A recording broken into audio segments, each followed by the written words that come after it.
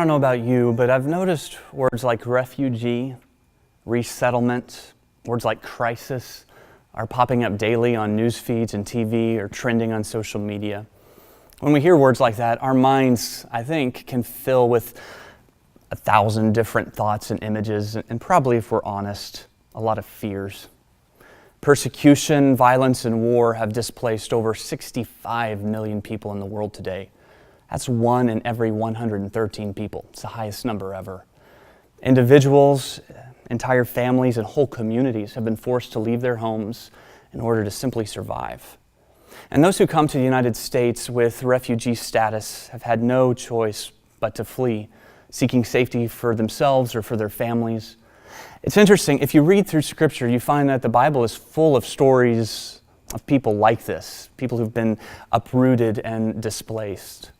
But it's also full of God's call for us to be, as His people, people who love, people who are hospitable, and who give dignity, people who humbly reach out and connect with those that have no one else. And one of the things I love about the ministry of Jesus in the Gospels is that He modeled for us what it looks like to love and give dignity. He valued women when they were still considered property, barely higher than slaves. And He filled His friendship circles with folks who would have been considered outcasts or culturally avoided. In Matthew 25, Jesus said that when we welcome a stranger into our homes and into our lives, that we're welcoming Him. And honestly, there is this mutual joy and encouragement that spreads when you share your life with another person in this way. Tracy Harrod has spent her entire life learning about cultures and dignity-giving relationships. And she and several others want to describe more about the refugee journey and how we can respond more intentionally in a way that represents the inclusive and the welcoming love of Jesus. People literally from all corners of the world are coming to us here. And we have this opportunity now to figure out, how do we make our circles bigger? How do we together as a community reflect the heart of God? What can we not only teach, but what can we also learn?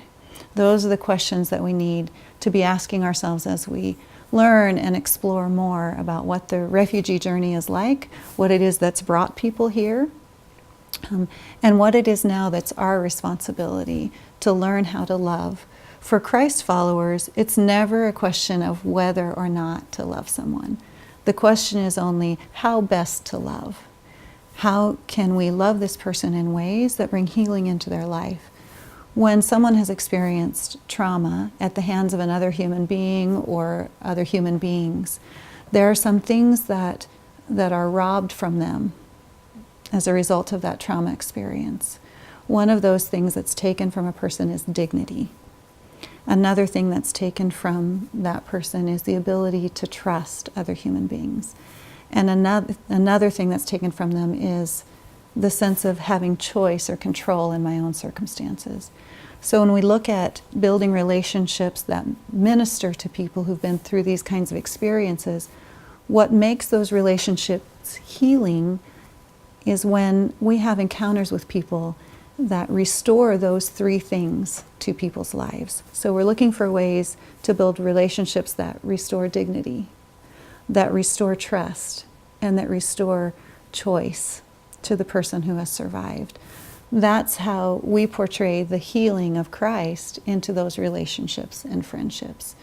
Part of doing that is understanding what the refugee journey is like. It was very peaceful, prosperous, all the people were happy, they were all self-sufficient. But the thing is, there were two different races. We, Nepalese origin, whereas the native people, they were a Tibetan origin, and they had the power to rule over the country. I think it was in 1985 or 86, a new law was introduced in the country. And after the introduction of that law, our tradition, culture, customs, and everything got banned. Well, I was just a teenage boy. the government mobilized its force against the people and started, raping, looting, killing, arresting, imprisoning, all these things started. And eviction started, and the massive eviction was in 1990, 91, 92, and the eviction started, I think, in 1993. I was arrested in my country because of my ethnicity, because the way I look, they could tell who I was by the look. I was in prison for 1 year, and at the time they arrested me, my son was 2 weeks old. So I stayed in prison for 1 year, and I had to travel. I was forced to leave my country, which I didn't like it, and wasn't good for my family. I was separate with my husband for almost 2 years, and my other children were with their father at home. By the time to travel, I was able to take my kids, but I couldn't go with my husband because he was serving the country as a police officer. So I went in different country to do the process to come here in the United States. Well, we came to the United States on vacation, and then Saddam Hussein invaded Kuwait, and we were not able to go back home because where we lived on the eastern province was right in the middle of the war zone. We literally had Scud missiles falling in our neighborhood while we were in the United States. So we're looking on the news, and we literally see our neighborhood on the news, and there's a Scud missile, sticking out of the sand. We stayed thinking it was going to be a temporary thing to wait out the war, and it ended up being permanent. I couldn't leave Congo if it was just for my will. I love that country, but I was forced to leave. It's for humanitarian reason, to follow my wife and the kids, so I was just forced to come and follow my wife. I served there for a long time and couldn't just leave the country like that, but I didn't have a choice. First my wife and the children. Just like a fish follows the water. Oh, I thank God because He bring me in America. Because my past from Africa, it was very, very bad. Grace, nobody to help me because for shot me bullet. So I have almost one year enough to hospital. My life, it was bad, sad, every day, no sleep, no nothing. It was only pain, day or day, night, every day. So I thank God because He bring me here to America to show me the place I can stay, safety. I can forget the past, but I can't forget the past because I was in past. So ni lazima nikumbuke zamani na sasa. Yeah. Nikikumbuka za past, nakumbuka na presence, na kuwa na kitu kenye nitakamata ni kumshukuru Mungu.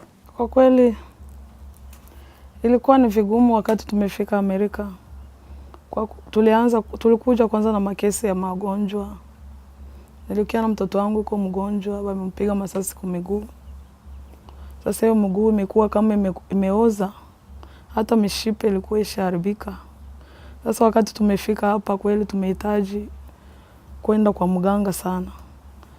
Na tumefika kweli tukakosa kukosa majukumu yetu kama vile wazazi. When people first arrive in the United States, they have assistance from resettlement agencies. And when people come to the country, they immediately have permission to work. They have documents, they immediately get a social security card, and usually the resettlement agencies will immediately begin helping people to try to find work. They have housing available for them. People receive some assistance in housing, food, and medical care for the first several months that they're in the United States. During that time, the goal of resettlement is for them to begin to acculturate and to integrate and to become self-sufficient. Those are lofty goals for such a short period of time, especially for people who need to learn English and people who are trying to recover from the trauma and the loss of their journeys. I just wanted a peace, to be in a place where I'm safe and my family. And I thought everything it's good in the United States, or not stress or anything. That was my expectation. But when I was in a refugee camp waiting, I was already in stress because I wasn't with my husband and one of my child. So it was still difficult until I came to the country. I didn't really know what to expect. I just wanted a peace, and I was in a lot of confusion. And when I came to the U.S., one of the struggles that I had was just being lonely, not having very little in common with other young people my age, and just not feeling that sense of hospitality. Nobody really wanted to invite me over to their house, and I didn't understand why. Tumefika hapa, gisi wanatuambia huko Afrika, wanatuonyesha kama tutafika hapa tunapumzika kabisa. Lakini tukifika hapa, shida tulikuwa nayo huko, na shida tunakutanana nao huko, tumegonjwa kiroho. People face, the first thing I can say, the language. Yeah, imagine yourself being in China and you don't know even how to say hi in China, or at least we know good morning. Pretty much 90% of people coming from anywhere, they can say good morning. Going in China is gonna be difficult for people because the character of the alphabet, I don't know if the alphabet or is difficult. The language is the first barrier, and also just understanding some of the system here. Health, people have been in countries where the law, I mean, there is no even law, or the law has been abusive, and or there is people that don't really, they've been abused in many ways. They don't really understand, or they came from violence. They don't understand a lot of things. So those are challenges for people to trust people again. So there's that language and the trust that people they have to earn again, or to exchange with others, to really have trust with people, and then transition to the good of themselves and the stability. So those first several months for people are really a busy time. They're filled with medical appointments and English classes and employment classes, all kinds of learning, attempting to become used to the way that things are done, used to the medical system. So though that first several months passes rapidly, is usually a bit stress-filled and really a busy time for people. A lot of times the really deep needs and the feelings of isolation happen after that time with the resettlement agency has ended, and people feel a little bit more on their own. If someone hasn't been able to make a solid friendship or relationship with members of the host culture, a lot of times that's when the true feelings of isolation begin. And I think that that's the need we need to be looking at. How can we fill those needs for relationship and offer friendships that are mutual and dignity giving and based on partnerships, so that people don't feel like newcomers forever, so that they can begin to feel like we belong here now and we're part of this community as well.